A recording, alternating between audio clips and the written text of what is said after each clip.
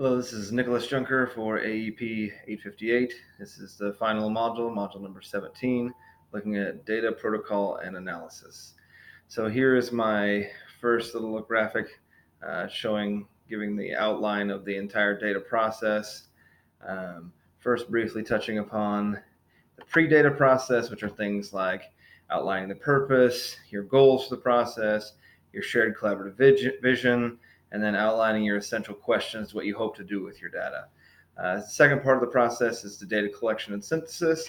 So once you have outlined your question, your purpose, you are going to collect the data in that fashion. Then you're going to synthesize it to make it easily readable and digestible to all stakeholders involved, whether that's teachers, administrators, paraprofessionals, whoever's involved in that data process. The third step is analyzing and evaluating. So now that we've put together that data, we will get together in data teams to make sense of that data, and hopefully through that synthesizing of the data, we're able to get that and easily understand it, and then be able to move on to step 4 through an action plan. We looked at the action plan through Fort Hays and the CFIP action plan, and so determine based upon what data we're using and based upon what our needs are, we'll determine what our action plan is. And then finally is the implementation of whatever processes we decide and progress monitoring. As you can see, the graphic itself is a continuous graphic because school improvement is continuous. Once you have done the implementation and progress monitoring, you're going to want to again look at how you've changed, what the process needs to be. Your goals will change, your questions will change. It's a continuous process. And so the second part of my graphic, which I will give my teachers, is this portion right here. It's labeled the USD 224 Data Analysis Protocol. As you can see, it gives pieces and points for teacher, class, date, name. I debated on doing a variety of different tools, but this one is to me, it simplifies data analysis because it can be, as one of the questions asked from the module is, how will teachers react to being given a protocol for help? To me, this is simple. It's not overwhelming. It allows you to get exactly what you need, and it's not overwhelming. And you can move on to different aspects once you have done this. And so you can see the areas on it. And one of the points I want to point out that is most important, you can kind of read throughout here, is that it's important to make sure that you include at least 2 points of data in each section.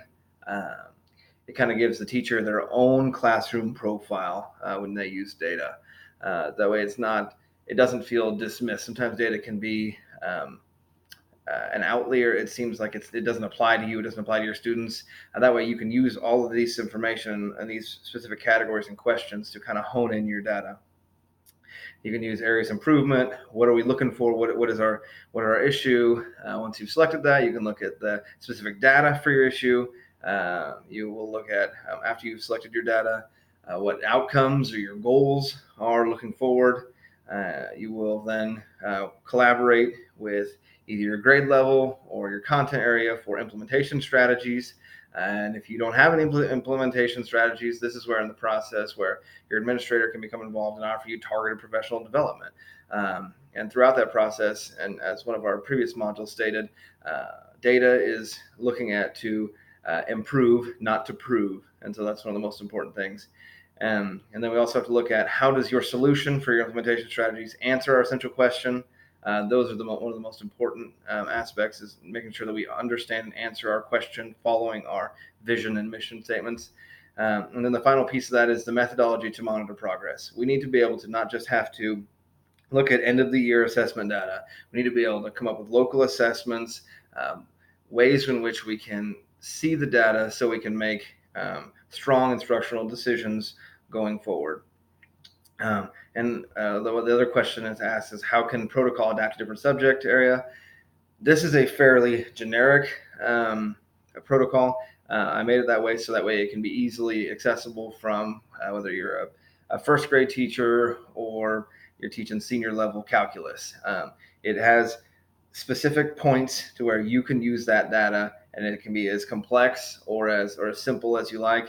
And so that's one of the reasons I designed it in this way. That is the end of my video. Thank you.